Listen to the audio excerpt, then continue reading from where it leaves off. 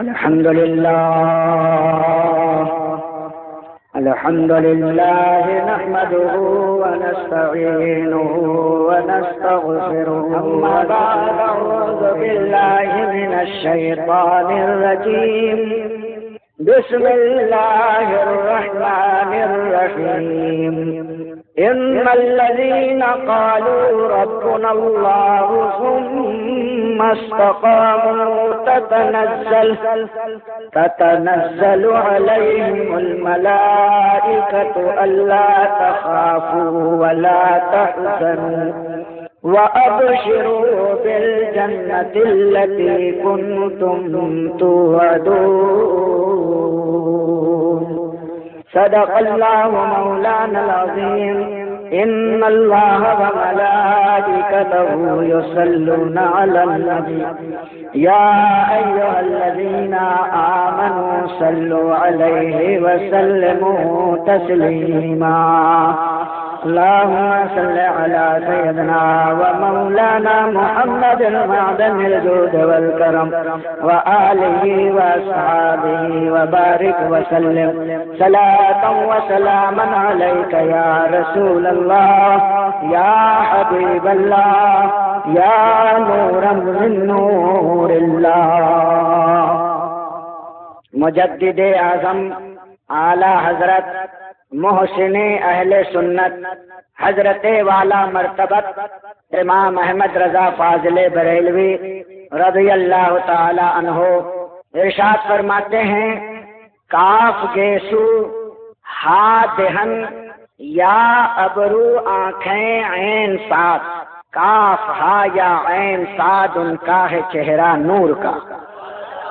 کاف ہا یا عین ساد ان کا ہے چہرہ نور کا. دیکھو، جب محبت ہوتی ہے کسی سے تو محبوب کی اداؤں کو وہ اس طرح سے دیکھتا ہے کہ ہر اچھی چیز میں محبوب کا جلوہ نظر آتا ہے. امام احمد رضا وہ عاشق صادق ہیں کہ میرا یقین ہے کہ صرف اگر ان کی پرچھائی پڑ جائے تو لوگوں میں عشق مصطفیٰ کی جوت جگمگانے لگے.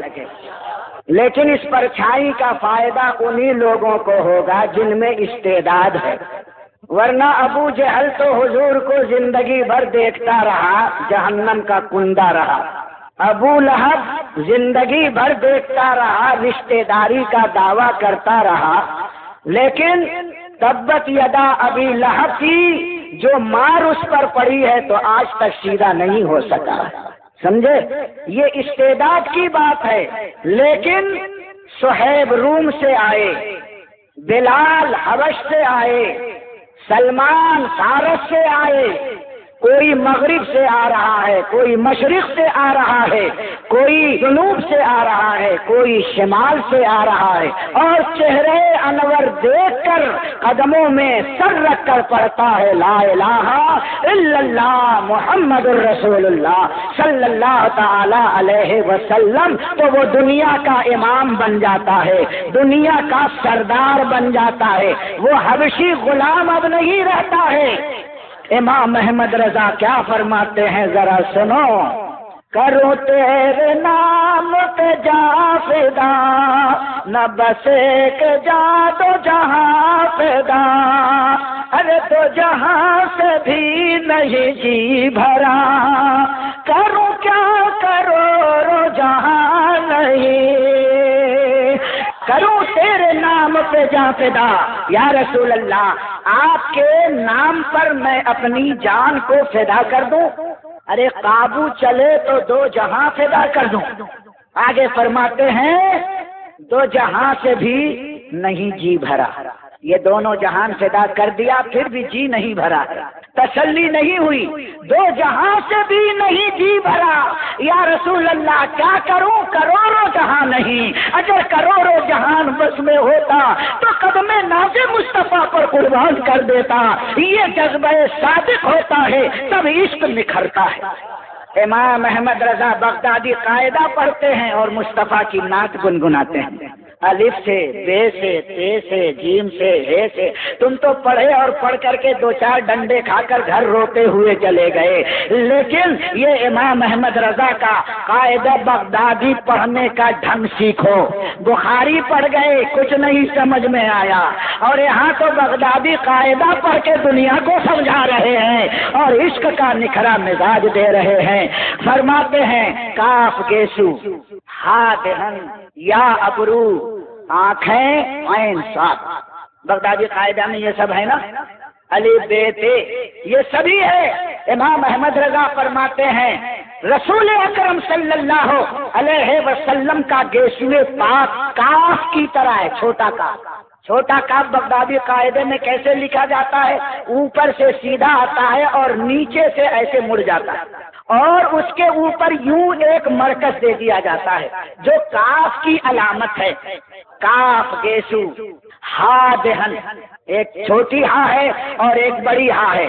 پہلے الف بے تے سے جیم ہے، وہ بڑی ہے، اور پھر پڑھتے پڑھتے آپ آئیں گے تو ایک چھوٹی ہے آتی ہے. وہ کیسے لکھی جاتی ہے؟ یوں بنا کر کے، یوں ہے نا، بیچ میں اس کا دائرہ کھلا ہوا ہوتا ہے، گویا وہ منہ کی طرح ہے.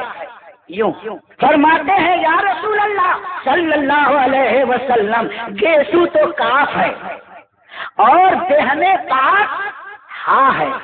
دو چیزیں، کاف گیسو، ہا دہن. یا ابرو، ابرو دو ہیں، تو یہ نیچے کا جو یہ کا پیٹ ہے وہ خمدار ابرو کی طرح ہوتا ہے. کاتب ہیں بیٹھے ہیں، پوچھ لو.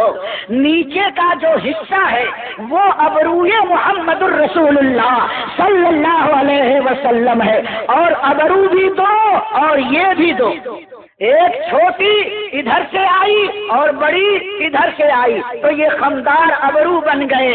امام احمد رضا فرماتے ہیں جب ہم نے عین کے نیچے کے حصے کو دیکھا تو وہ نرگسی آنکھیں جناب مصطفیٰ کی یاد آ گئی، اور جب سعد کو دیکھا تو دوسری آنکھیں یاد آ گئی. اب قرآن کے مقطعات کی طرف آپ کے ذہن کو پھیرتے ہیں. قرآن کی ابتدائی بہت سی صورتوں میں الگ الگ الفابیٹک حروف آئے ہیں. الف لام میم، الف لام را، کاف ہا یا عین صاد، یاسین، طٰہٰ، یہ سب مقطعات ہیں. ابھی بہت سے اور ہیں مقطعات. فرماتے ہیں کہ تم جو پڑھتے ہو مقطعات میں اور الگ الگ حروف کو رسول کی شکل میں ذرا دیکھو.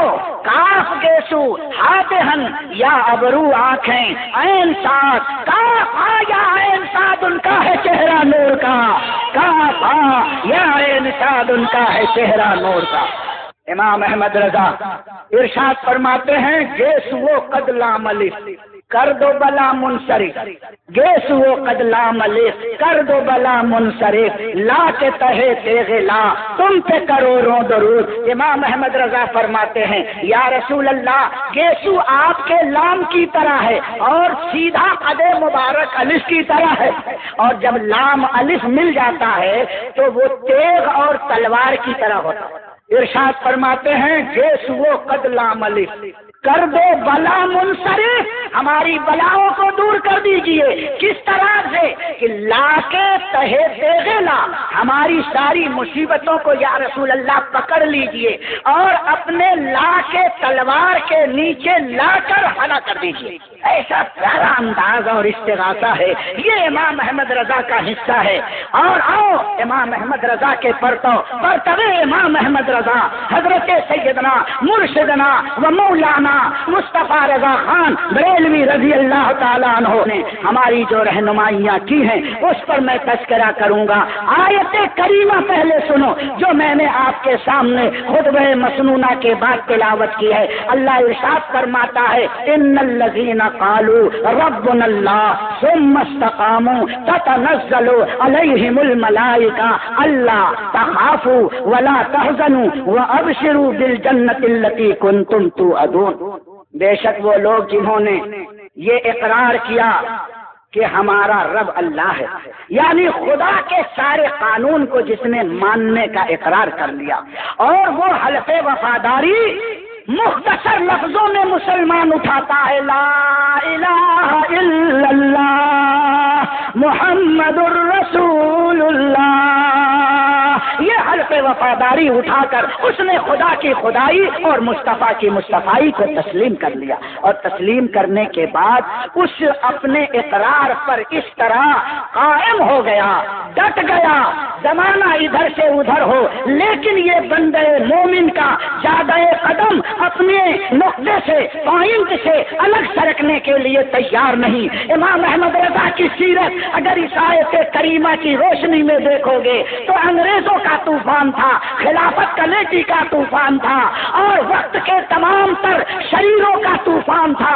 لیکن تنہا امام احمد رضا تھے، اور اس وقت میں تنہا بریلی کا یہ تاجدار ہر ایک مخالف طاقتوں کو اور اسلام کے خلاف اٹھنے والی ہواؤں کے رخ کو موڑ رہا تھا، گالیاں سن رہا تھا، لیکن پائے ثبات میں لفظ تک نہ آئی۔ یہ تھا استقامت علی الدین، اور قرآن فرماتا ہے جب کوئی بندہ دین پر قائم ہو جاتا ہے لوگ اس کے مخالف ہو جاتے ہیں، تتنزل علیہم الملائکہ، اس پر فرشتے اترتے ہیں اور کیا کہتے ہیں، اللہ تخافوا ولا تحزنوا، گھبرانا مت، خوف مت کھانا۔ یہ اللہ والے مخالفوں سے کیوں نہیں ڈرتے؟ اس لیے تمہیں معلوم نہیں ہے، وہ جانتے ہیں، روز فرشتے آتے ہیں کہتے ہیں خوف مت کھانا، ہم تمہارے ساتھ ہیں، نحن اولیاؤکم، ہم تمہارے مددگار ہیں، کام کیے جاؤ، ڈٹے رہو، سارا سیلاب آئے گا، یہ سر پھوڑ پھوڑ کر واپس چلا جائے گا، ارے ہمالیہ سرک سکتا ہے، لیکن بندہ مومن کی استقامت اپنی جگہ سے لرزہ بر اندام نہیں ہو سکتی، اس لیے کہ فرشتے اس کا ساتھ باطنی طور پر دیتے ہیں۔ اللہ تخافوا ولا تحزنوا، گھبرانا نہیں، خوف مت کھانا، وابشروا بالجنت التي كنتم توعدون، یہاں بیٹھے بیٹھے ہی جنت کی بشارت لے لو جس جنت کا تم سے وعدہ کیا گیا ہے، تم نے بہت کارنامے انجام دیے، دین کی بڑی خدمت کی، استقامت کے تم دھنی ہو، تو فرشتے دنیا میں اسے جنتی ہونے کی بشارت دیتے۔ سمجھے آپ؟ یہ نہیں دیکھتے کہ کس نسل کا ہے، کس خاندان کا ہے، فرشتے صرف یہ ڈھونڈتے ہیں کہ اس میں استقامت ہے کہ نہیں، ایمان کی استقامت اگر ہے تو اللہ فرشتوں سے کہتا جاؤ اس کے پاس، ارے ایک دو فرشتے نہیں، پورا جلوس کا جلوس آتا ہے، ایک بھیڑ ہوتی ہے، لیکن ہماری نگاہیں اس بھیڑ کو نہیں دیکھتی، اور وہ اللہ والا جو زیادہ صراط مستقیم پر مستقیم ہو گیا ہے، وہ بغیر کسی خطرے کے وہ اپنا کام کرتا چلا جاتا ہے، تقویٰ کا وہ دھنی ہوتا ہے۔ اب آؤ، میں نے خود اپنی آنکھ سے اپنے پیر و مرشد کو ایمرجنسی کے زمانے میں دیکھا، بستر مرض پر حضور سیدی مفتی اعظم ہند علیہ الرحمت والرضوان صاحب فراش لیٹے ہوئے ہیں، لیکن ایسے وقت میں میری موجودگی میں جب آپ کے وارنٹ گرفتاری کو لے کر پولیس والے کمشنر کا آرڈر لے کر، بریلی کے کمشنر کا آرڈر لے کر آئے کہ مصطفیٰ رضا کون ہیں جنہوں نے نسبندی کے خلاف فتویٰ دیا ہے، یہ وارنٹ گرفتاری آئی ہے، وہ حضرت کے پاس آئے، حضرت پوچھتے ہیں یہ کون ہیں؟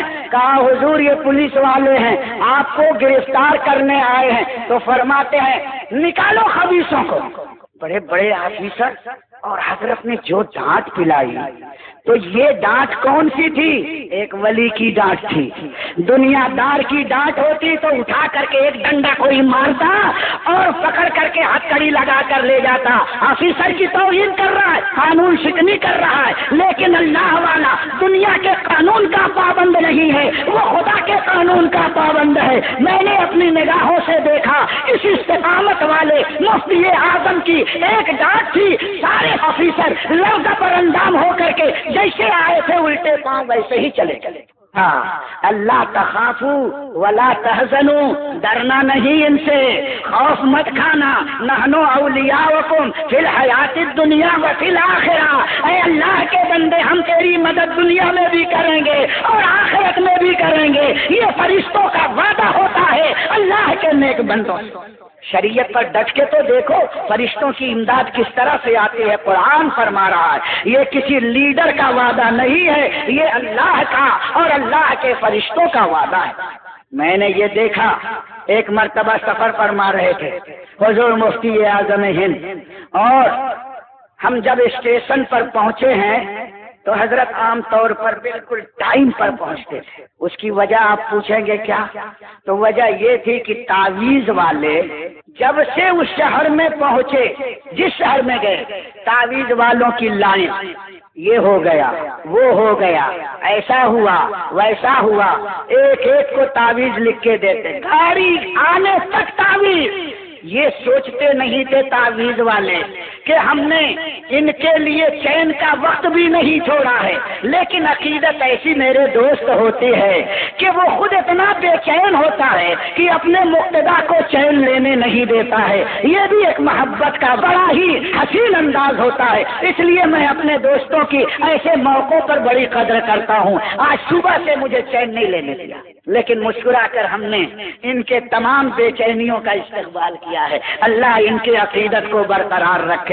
हजरत जिसको डांट भी देते थे, मेरा तजर्बा है कि जब ज्यादा थक जाते थे और तावीज का डिमांड होता तो कभी कभी जलाल है मुबारक अपने शबाब को होता और खूब डांटते, और जिसको डांटा उसकी आक़िबत सुधर गई। ये मेरा अपना तजर्बा है।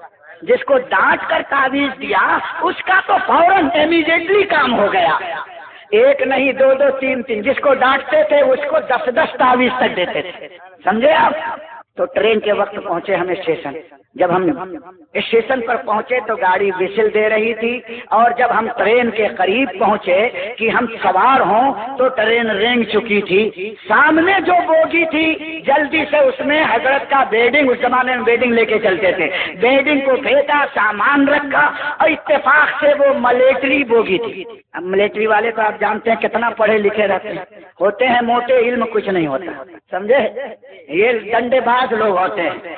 अरे ये मिलिट्री कंपार्टमेंट है, मिलिट्री कंपार्टमेंट। मैंने कहा कि हाँ लिखा हुआ, हम भी देख रहे हैं, गाड़ी छूट रही है, अगले स्टेशन पर हम डब्बा चेंज कर देंगे, हमारे साथ बुजुर्ग हैं, गाड़ी चल रही है। हजरत का हाथ पकड़ा और गाड़ी के अंदर, डब्बे के अंदर हजरत चढ़ गए, सामान एक तरफ रखा, देखा तो सब फौजी जवान टांगे फैला फैला करके एक एक सीट पर, और वो पत्ते खेल रहे हैं, आपस में हंसी मजाक कर रहे हैं। एक फौजी से मैंने कहा कि भाई थोड़ा सा अपना ये काला ब्लैंकेट और कंबल सरका लो और पैर सरका लो, ये हमारे बुजुर्ग हैं, गुरु हैं, तो ये बैठ जाए, खड़े हैं। तो नागवारी सी उसके चेहरे पर मालूम हुई, लेकिन उसने पैर समेट लिया। हजरत को मैंने वहां पर बिठाया, हजरत ने उसके कंबल को यूं पलट दिया, कंबल पर नहीं बैठे, बर्थ पर बैठे। और जब बैठ गए तो मैंने ये देखा बार बार वो फौजी अपना पैर ऐसे करता तो हजरत के कमर में आकर के उसका पैर लगता। मुझे अच्छा न लगा, मैंने कहा ये बुजुर्ग हैं और तुम्हें जरा भी ख्याल नहीं है, बार बार तुम अपना पैर लगाते हो। तो उसने सॉरी कह करके फिर ऐसे सीधे बैठ गया। इन सब की बात हो रही थी, उनका जो मेजर था हजरत ईसा मसीह और हजरत मरियम के बारे में ये लोग गुफ्तगू कर रहे थे। मेजर ने कहा कि ईसा कोई प्रॉफिट नहीं थे और मरियम ऐसी थी वैसी, गलत किस्म की बातें शुरू की। उस वक्त मैंने हुजूर मुफ्ती आजम हिंद को देखा है कि जलाल से चेहरा सुर्ख हो गया और फरमाते हैं खबीस ज़बान रोक। तो वो मेजर जो था कहने लगा कि बड़े मियाँ आप नाराज क्यों होते हैं, हम आपके प्रॉफिट को नहीं कह रहे हैं, हम तो क्रिश्चियन के प्रॉफिट को कह रहे हैं। तो आपने जवाब दिया खबीस सुन ले, ये ईसाई खबीस क्या मानेंगे, हजरत ईसा हमारे पैगंबर हैं, हजरत मरियम का एहतराम हम करते हैं, जिस तरह हम और नबियों को मानते हैं इसी तरह हजरत ईसा का एहतराम है, हम उनके खिलाफ एक लफ्ज नहीं सुन सकते। अगर तुमने अपनी जबान से निकाला तो हजरत ने अपनी छड़ी। मैंने कहा कि आज पिटाई करते, मैं तो भाई घबरा गया, कमजोर दिल का। हजरत बिल्कुल तने हुए। अब फौजी ने देखा कि हजरत अपनी छड़ी संभाल कर फरमाते हैं खबरदार खामोश। जब जलाल में आपने ऐसा किया तो मेरी निगाहें देख रही थी कि हुजूर मुफ्ती आजम हिंद की डांट जो इस्तिकामत की छांव में हो रही थी, सारे फौजियों को सख्ते में डाल दिया। और मेजर यूं बैठा हुआ था, सबर करके बैठा بیٹھ گیا، بابا جی معاف کرنا ہم سے غلطی ہو گئی، بابا جی معاف کرنا ہم سے غلطی ہو گئی۔ میں تو یہ سمجھا تھا یہ بدتمیز جاہل کہیں پیر مرید کو ڈبے سے ڈھکیلے تو نہیں، ہمارا خیال اپنے انداز میں تھا، لیکن استقامت والا جو بولتا ہے وہ اس کی زبان سے نکلتا ہے اور اس میں جلال خداوندی موجود ہوتا ہے۔ تو جیسے ہی یہ کہا ہے تو میجر سنبھل گیا اور کہا بابا جی بیٹھ جاؤ، ناراض مت ہو، معاف کرنا۔ کھڑا ہو گیا اور پیر ایسے، لا حول ولا قوت الا باللہ، انا للہ و انا الیہ راجعون۔ کیا کیا جائے، مصیبت ہے، ناک میں دم ہے، کیسے کیسے لوگوں سے پالا پڑتا، یہ الفاظ آپ نے کہے۔ پھر میں نے کہا حضور بیٹھ جائیں، میں نے پھر عاجزی کی تو حضرت بیٹھ گئے۔ وہ فوجی بولتا ہے بابا جی کو کمبل بچھا دو، فرماتے ہیں تیرے ناپاک کمبل پر نہیں بیٹھوں۔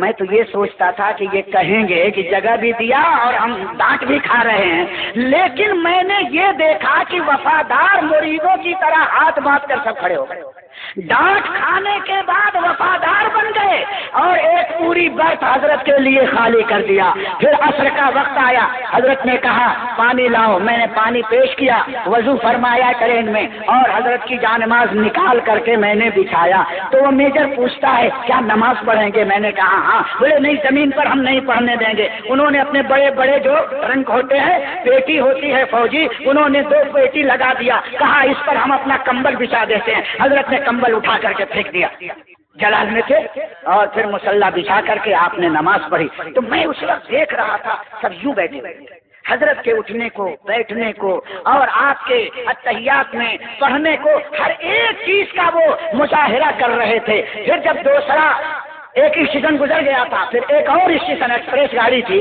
کچھ دیر کے بعد دوسرا اسٹیشن جب آیا، یہاں حضرت نماز پڑھ رہے تھے، گاڑی رک گئی تھی، پھر گاڑی چل گئی۔ ہم نے کہا آئندہ اسٹیشن پر ہم اپنی گاڑی بدل دیں گے۔ تو میجر کہتا ہے نہیں نہیں، ہم آپ کو قسم دیتے ہیں، بولو تو ہم اتر جاتے ہیں، بابا جی کو نہیں اترنے دیں گے۔ ہائے ہائے، ذرا دیکھو، آپ ذرا فوجی کو ڈانٹ کر کے دیکھو، چاہے کتنی موٹی چھڑی لے کر سفر کرو، کتنا ہی تنو من ہو، ذرا ایک دن ڈانٹ کے دیکھو کیا حال دبلا پتلا ہو جاتا ہے۔ لیکن یہ استقامت کی کرامت ہے، خدا کی قسم، ڈانٹا تو سب کے سب وفادار مریدوں کی طرح دست بستہ۔ آج کفر کھڑا ہے اسلام کے ساتھ، کفر اسلام کے سامنے کھڑا ہے، اس کا نام ہے اللہ تخافوا ولا تحزنوا وابشروا بالجنة التي كنتم توعدون نحن اولیاؤکم فی الحیات الدنیا وفی الآخرہ۔ اور جب بریلی شریف میں ہم اترنے لگے تو ایک نے بھی ہم کو سامان کو ہاتھ نہیں لگانے دیا۔ سب فوجی، کوئی لوٹا لے کر اتر رہا ہے، کوئی بیٹنگ لے کر اتر رہا ہے، کوئی کنڈیا لے کر اتر رہا ہے، کوئی آپ کا بخش لے کر اتر رہا ہے، سب نیچے اترے اور حضور مفتی اعظم ہند کو آخری سلام کر کے اور کہا بابا جی ہم کو دعا دیجیے۔ تو حضرت نے دعا دی، دعا کیا دی معلوم ہے؟ ارشاد فرماتے ہداکم اللہ، اللہ تم سب کو ہدایت۔ خوش ہو گئے، اور اس سے اچھی اور کیا دعا ہوگی؟ جن کو ہدایت نہیں ملی ہے ان کو سب سے اچھی اونچی دعا یہی ہے، یہ نہیں کہ تجھے اور پرموشن مل جائے اور تجھے رولنگ مل جائے، تو بہت بڑا سیٹ ہو جائے، نہیں نہیں، یہ تو قوت بازو سے حاصل ہوتی ہے۔ ایک اللہ والا دعا دیتا ہے ہداکم اللہ، ہو سکتا ہے ان میں کسی کو ہدایت بھی ہو گئی ہوگی، ہم اس کے بعد حالات سے بے خبر ہیں، اور مجھے یقین ہے کہ اس میں سے کچھ لوگ تو ضرور ایمان لائے ہوں گے جو صاحب استعداد ہے۔ استقامت دیکھا اس کا نام ہے، کسی سے ڈرنا نہیں، اور اپنی جو حق بات ہے وہ سامنے بیان کر دیا جاتا ہے۔ جب یہ شہزادے اعلیٰ حضرت کا حال تھا جو میں نے دیکھا، تو اعلیٰ حضرت کی استقامت کیسی ہوگی؟ بلا وجہ اعلیٰ حضرت نہیں بنے ہیں، وہ ٹکڑوں پر بکنے والے نہیں ہیں۔ کروں مدح اہل دول رضا، پڑے اس بلا میں میری بلا، میں گدا ہوں اپنے کریم کا، میرا دین پا رہے نہ نہیں، روٹی کا ٹکڑا نہیں ہے جہاں مرغن اصلی گھی مل جائے اسی کی گانے لگے، ایسا نہیں۔ ارے نواب ہو یا بادشاہ، اعلیٰ حضرت فرماتے ہیں کہ میں گدا ہوں اپنے کریم کا، میرا دین پا رہے نہ نہیں۔ یہ باپ، ایک مجدد، ایک باپ کی تربیت کا نتیجہ تھا جو مفتی اعظم نے قدم قدم پر ہم نے دیکھا۔ اعلیٰ حضرت کو نہیں دیکھا، مظہر اعلیٰ حضرت کو دیکھا ہے۔ قدم قدم پر ہم نے دیکھا، اعلیٰ حضرت کو نہیں دیکھا، مظہر اعلیٰ حضرت کو دیکھا ہے، اعلیٰ حضرت کو نہیں دیکھا ہے، مظہر کمال اعلیٰ حضرت کو دیکھا ہے، اعلیٰ حضرت کو نہیں دیکھا، مرتبہ اعلیٰ حضرت کو دیکھا ہے، اعلیٰ حضرت کو نہیں دیکھا، شہزادہ اعلیٰ حضرت کو دیکھنے کا شرف حاصل ہے۔ اور دن دو دن میں نہیں دیکھا میں نے، برسوں برس دیکھا، اور کئی مہینے سفر میں اس خادم کو رہنے کا شرف حاصل ہے۔ ایک دن نہیں، 3 مہینہ کنٹینیو میں نے سفر کیا ہے بغیر کسی کٹنگ کے۔ مجھے یہ شرف ہے اور میں اس پر گھمنڈ نہیں کرتا، اپنی سعادت ضرور سمجھتا ہوں، اور بیان آج میں نے اس لیے کیا ہے فَأَمَّا بِنِعْمَتِ رَبِّكَ فَحَدِّثْ، یہ خدا کی ایک نعمت ہے جس کا ذکر میں نے کر دیا۔ چونکہ مجھے عنوان ملا ہے تو کنیکٹڈ ایک بات تھی، اس لیے میں نے کہہ دیا۔ تو میرے دینی اور اسلامی بھائیوں، منہ میاں مٹھو بننے سے ولایت نہیں آتی، کرامت نہیں آتی، اور نہ یہ بنتا ہے نہ وہ بنتا ہے۔ ہاں، تم کھڑی ضرور ہوتی ہے اور کچھ دن کے بعد وہ بھی پٹ ہو جاتی ہے، کوئی پوچھنے والا نہیں ہوتا۔ ٹک ٹک دی دم دم نہ کشیدم، بنو ایسا مزاج تمہارے اندر تواضع ہو، انکساری ہو۔ حضور مفتی اعظم ہند کی استقامت اور تقوی کی ایک عظیم مثال، شاید وہ عوام کے لیے دلچسپ نہ ہو لیکن ان علماء کے لیے ضرور دلچسپ ہوگی۔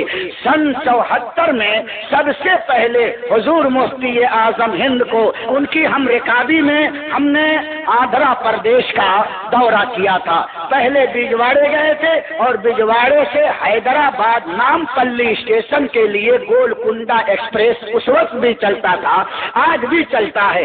ہم بجواڑے سے اکبر شیخ کے ہاں سے رخصت ہوئے، اور جب نام پلی اسٹیشن پر گولکنڈا ایکسپریس رکا ہے تو ہم نے دیکھا حیدرآباد کے تمام خانقاہی، سجادہ نشین علماء، درسگاہ نظامیہ کے بڑے بڑے فضلاء سب استقبال کے لیے کھڑے ہیں۔ یہ جتنی آپ کی تعداد ہے، علماء کی اس سے کئی گنا تعداد اسٹیشن پر تھی، اور سب جبہ و عمامہ میں تھے۔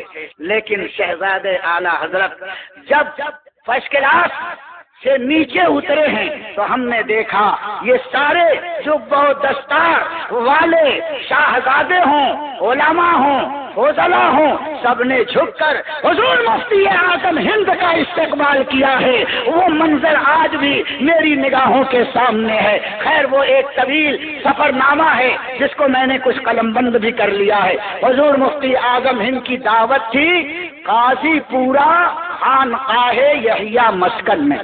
اس وقت وہاں کے سجادہ نشین، جن کا ابھی 4 سال پہلے انتقال ہو گیا ہے، سید محمد قادری مرحوم تھے۔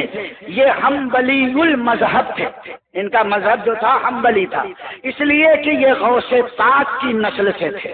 وہاں حضور مفتی اعظم کو دوپہر میں کھانے کی دعوت تھی۔ تمام حیدرآباد کے علماء، ان کی خانقاہ کا جو برآمدہ تھا، بلا مبالغہ جہاں تک یہ ہمارا مجمع نظر آ رہا ہے، لگ بھگ اتنا لمبا اور اس سے چوڑا تھا۔ بہت بڑا ہال خانقاہ کا ہے، پورا ہال کھچا کھچ بھرا ہوا تھا۔ لیکن میں نے اس وقت علماء کی شکلوں کو دیکھا اور حضور مفتی اعظم ہند کے چہرے پر نگاہ ڈالی تو بلا مبالغہ میں کہتا ہوں ایسا لگتا تھا کہ یہ سب ستارے ہیں اور یہ چاند جگمگا رہا ہے۔ یہ سادگی تھی، یہ باغ پن تھا، اللہ اللہ نور برس رہا ہے۔ حضور مفتی اعظم ہند سر جھکائے بیٹھے ہوئے ہیں۔ اچانک آپ کی نگاہ سامنے والی دیوار پر پڑی۔ اس رخ کو حضرت بیٹھے ہوئے تھے اور سامنے دیوار پر آپ کی نگاہ پڑی، اور میری عادت یہ تھی کہ میں حضرت کے پہلو میں ہمیشہ بیٹھتا تھا کہ کب کس چیز کی ضرورت ہے تو فوراً اسے حاضر کر دوں، اس لیے میں بھی وہاں بیٹھا تھا۔ جب حضرت نے سر اٹھایا تو میں متوجہ ہوا، دیکھا کہ نگاہ دیوار پر پڑی اور چہرے کا رنگ سرخ ہو گیا، آنکھیں سرخ ہو گئی۔ ارشاد فرماتے ہیں لا الہ الا اللہ، لا الہ الا اللہ محمد الرسول اللہ۔ توبہ ہی توبہ ہے، توبہ ہی توبہ ہے۔ یہ کس نے لگایا؟ میں نے دیکھا تو ایک خوبصورت فریم میں ایک شیر بہت ہی خوشخط انداز میں لگا ہوا تھا اس خانقاہ کے حال میں۔ شیر کیا تھا وہ سن لو۔ شیر یہ تھا، زاہد تو بخشے جائیں گنہگار منہ تکیں، زاہد تو بخشے جائیں گنہگار منہ تکیں، اے رحمت خدا تجھے ایسا نہ چاہیے معاذ اللہ۔ یعنی قیامت میں زاہد نیک پارسا جنت میں چلے جائیں اور گنہگار بیچارے ٹک ٹک دیکھتے رہیں، تو شاعر کہتا ہے اے اللہ تجھے ایسا نہیں کرنا چاہیے۔ یہ ایسا جملہ تھا کہ حضور مفتی اعظم ہند کانپ گئے، فوراً خود کلمہ پڑھا۔ ارے بولے نہیں، صرف دیکھا، سمجھے آپ؟ خود یہ بولے نہیں ہے، ان کا شعر نہیں ہے، صرف دیکھا ہے، نظر پڑی ہے ایک ایسی چیز پر جو شان توحید کے خلاف ہے، تو نظر پڑی اور کلمہ پڑھنے لگے۔ پھر ان کی زبان سے ایسے الفاظ نکل گئے جس کا تقویٰ یہ ہو۔ جب بت خانہ دیکھتے تھے تو میں نے کبھی ایسا نہیں دیکھا، بت خانے پر نظر پڑی تو غور سے دیکھا ہو، نظر پڑی پھیر لیا، اشہد ان لا الہ الا اللہ وحدہ لا شریک لہ، فوراً آپ نے پڑھا۔ یعنی اپنی نگاہ سے دیکھا کہ یہاں شرک ہے تو زبان سے اس کے برا ہونے کا اعلان بھی کیا ہے۔ حدیث پاک پر یہ عمل تھا، یہ تقویٰ ہے کہ جب کوئی منکر اور بری چیز دیکھو تو زبان سے اس کو برا سمجھو، ہاتھ سے اسے دفع کرو، اور نہیں تو کم سے کم اپنے دل سے برا سمجھو۔ حضرت مفتی اعظم ہند کی زبان سے یہ کلمہ نکلا اور نکلتا رہا۔ آپ نے کہا اسے اتارو، پھینکو۔ سجادہ نشین گھبرا گئے، اسٹول لائے، اس توغرے کو اتارا اور اتار کے ایک طرف رکھ دیا، بات ختم ہو گئی۔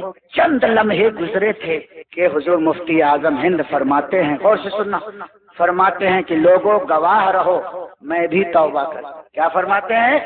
گواہ رہو میں بھی توبہ کرتا ہوں اور کلمہ پڑھتا ہوں، لا الہ الا اللہ محمد الرسول اللہ۔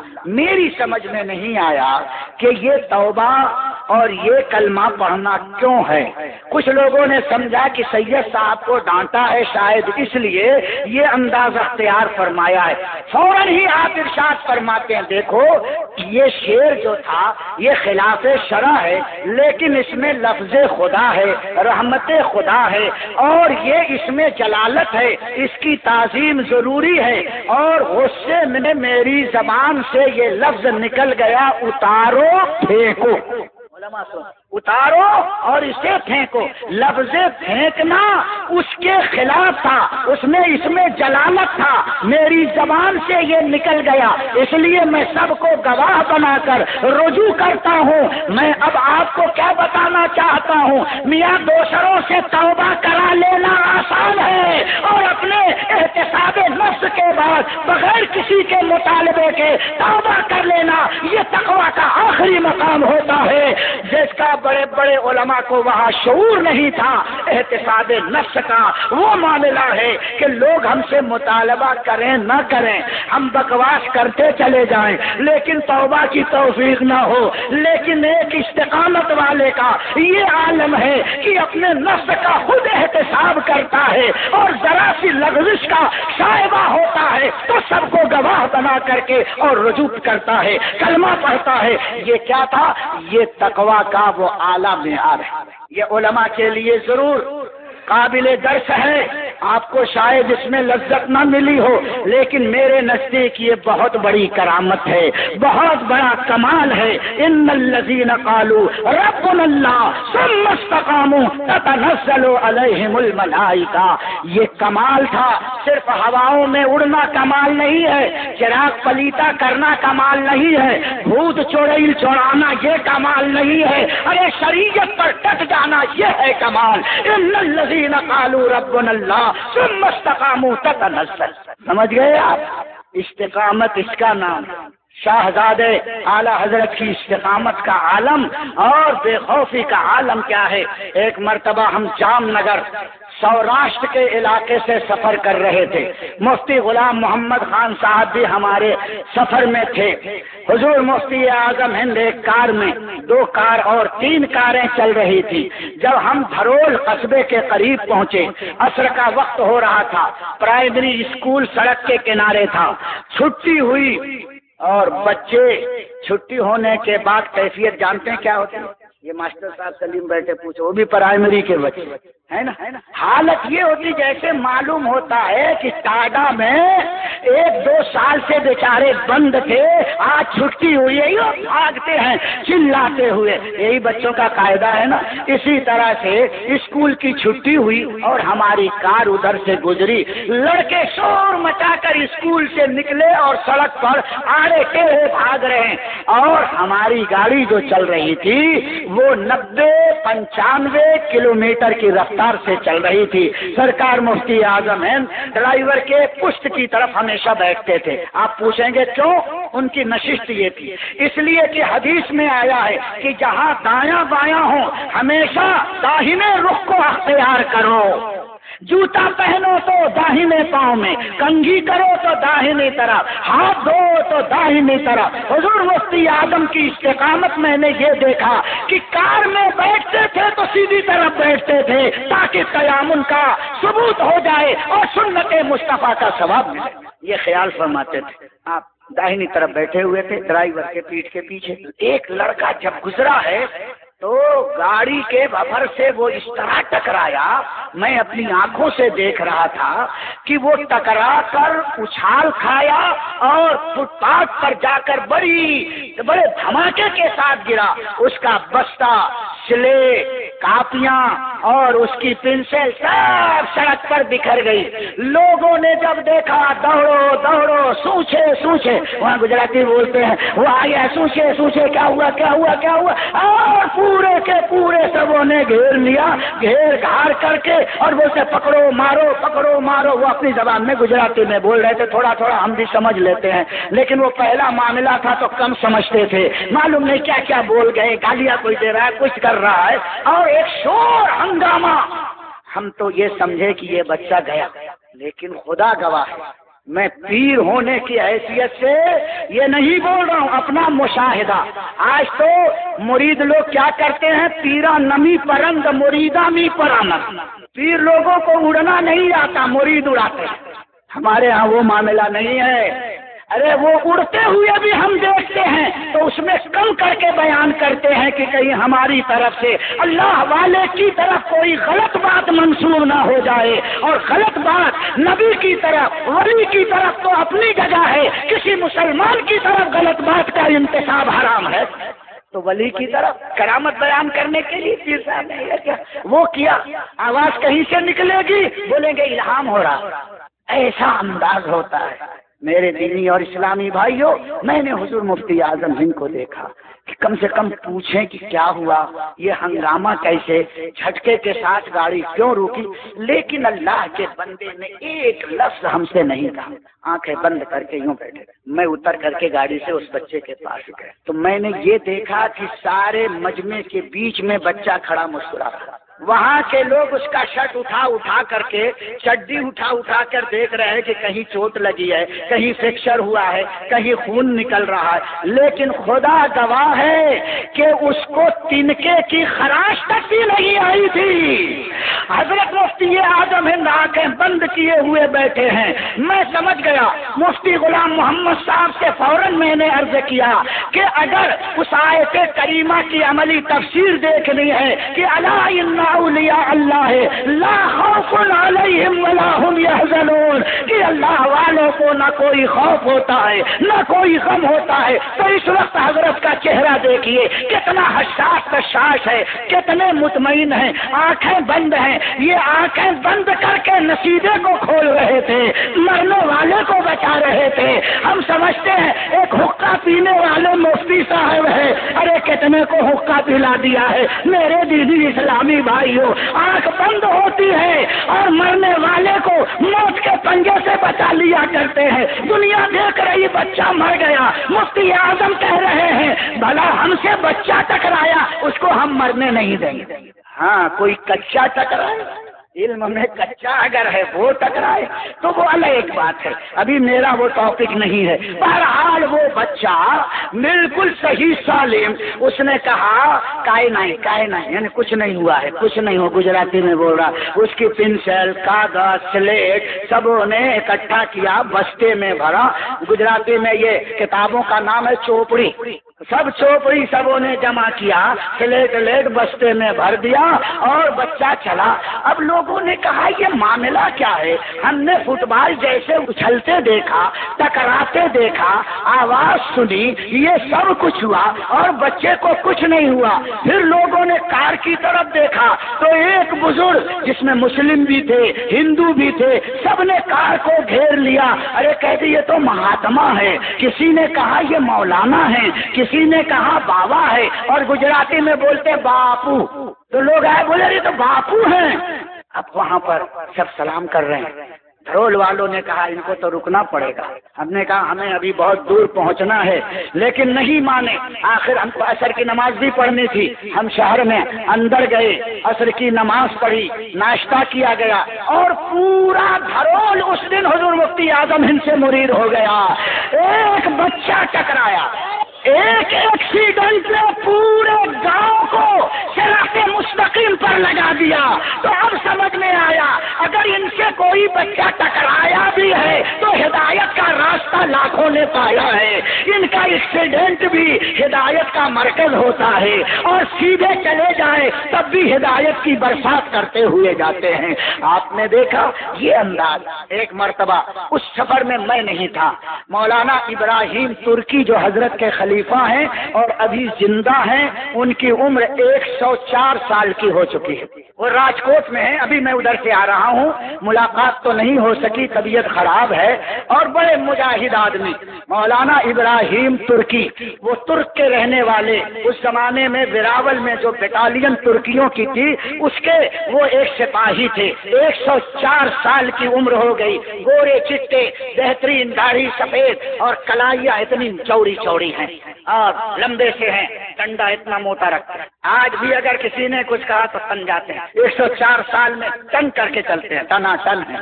उन्होंने बयान किया मुझसे, बुजुर्ग आदमी है, कि हम एक सफर कर रहे थे, इसमें सैयद अब्दुल कादिर हुजूर मुफ्ती आजम इनके बड़े चहीते मुरीद राजकोट के थे और भी अहबाब थे जिनके सारे नाम मुझे मालूम है। शाम के वक्त सफर कर रहे थे और वहाँ की बोली में गौलों को वो कहते हैं भड़वाड़, क्यों है ना, भड़वाड़ बोलते हैं, अल्ताफ भाई बताएं। भड़वाड़ ये अपने गाय ढोर सब चरा करके घर को वापस हो रहे थे और दिन डूब रहा था। गाय का एक छोटा सा बछड़ा जिसके कान में हवा भर जाती है, हवा भरना जानते हैं, हमारे पूरब में उसको पिदरौंकना बोलते हैं, यानी छोटे बच्चे दुम उठाकर आड़े टेढ़ा पूरा इधर उधर कहाँ जा रहा है उसको कुछ खबर नहीं, कुलेल करता है। ऐसे ही एक बछड़ा कुलेल करता हुआ सड़क पर आया और हजरत की कार के नीचे दब करके एक भयानक आवाज निकली और वहीं मर गया। जितने भड़वाड़ बड़े जालिम होते हैं, उनका लिबास भी देख कर डरोगे। उनकी मूछ ऐसा होता कि बकरी की पूंछ है, ये बड़ी बड़ी। पूछो इनसे, गुजरात में रहने वालों को बताएंगे।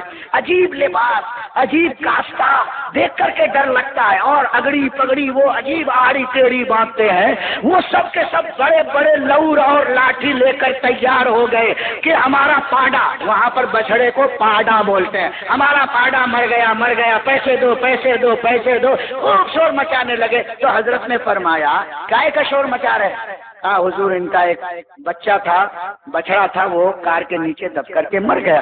फरमाते हैं, ये नहीं फरमाया कि मर गया, पूछा नहीं, फरमाते क्या है, इनसे पूछो कि कितने बछड़े थे इनके पास।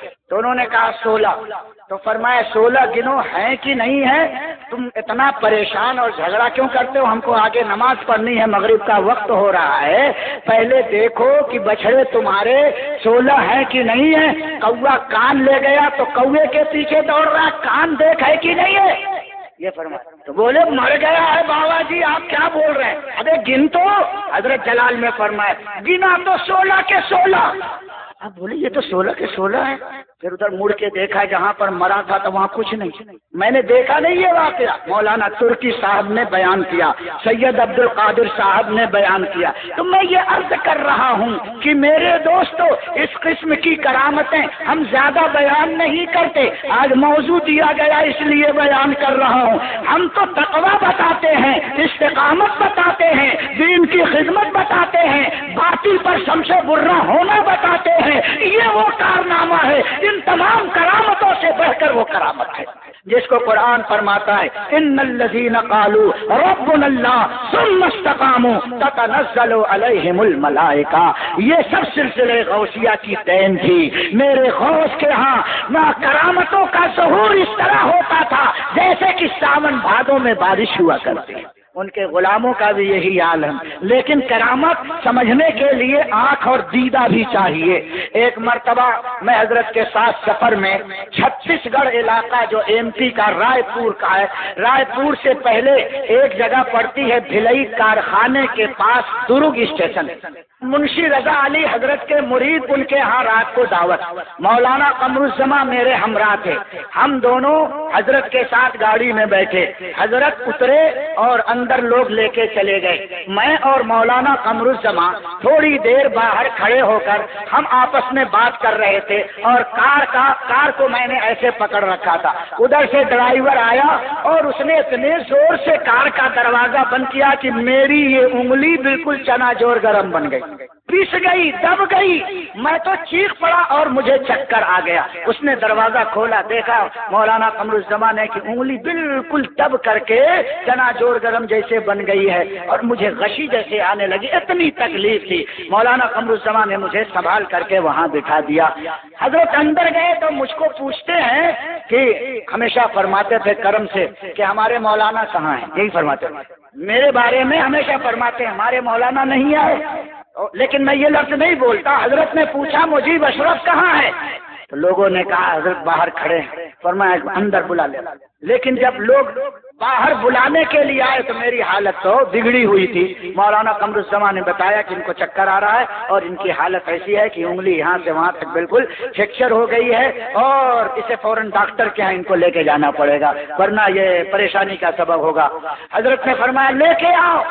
میں اندر گیا اور مجھے کچھ سمجھ میں نہیں آ رہا تھا کہ کیا، حضرت فرماتے ہیں کیا ہو گیا، میں نے انگلی ایسے دے دیا، حضرت نے دیکھا انا للہ و انا الیہ راجعون، اور اپنی یہ کلمے کی انگلی نیچے اور انگوٹھا اوپر وہیں رکھ دیا جہاں پر مجھے چوٹ لگی تھی، اور مجھے اندازہ ہے کہ لگ بھگ 12-13 منٹ تک حضرت یہ آیت کریمہ پڑھتے رہے، ام ابرموا امرا فانا مبرمون، ام ابرموا امرا فانا مبرمون، ام ابرموا امرا فانا مبرمون، یہ پڑھتے اور دم کرتے، یہ پڑھتے یہ دم کرتے۔ خدا گواہ ہے کہ جب حضرت نے انگلی میری چھوڑی ہے تو نہ درد تھا، نہ فریکچر تھا، نہ خون تھا، نہ نشان تھا، جیسی انگلی تھی ویسے ہی میں نے وہ انگلی پائی۔ یہ سب کرامتیں ہیں، لیکن استقامت والی کرامت نہ۔ سفر میں نماز کا عالم کیا ہے، اطمینان سے نماز پڑھتے۔ میں نے کتنی مرتبہ دیکھا ہے کہ پلیٹ فارم پر آپ نماز پڑھ رہے ہیں، ٹائم ہو گیا لیکن گاڑی چل نہیں رہی ہے، چلتی ہوئی گاڑی میں تو کبھی آپ نے فرض اور وتر پڑھا ہی نہیں۔ میں نے 5 سال خدمت کی لیکن 5 سال میں نے کبھی نہیں دیکھا کہ حضرت نے کبھی بھی چلتی ہوئی ٹرین میں نماز ادا کی ہو۔ اگر وقت چلا بھی جا رہا ہے، حضرت گھڑی لگاتے نہیں تھے، ہم سے پوچھتے تھے کیا وجہ ہے، کیا ٹائم ہوا ہے، تو کبھی کبھی تو ایسا ہوتا ہے کہ آخر وقت ہو گیا، ابھی کئی اسٹیشن کے بعد گاڑی رکے گی، لیکن میں نے دیکھا کہ کہیں نہ کہیں بیچ میں رک گئی اور حضرت نے نماز پڑھ لیا۔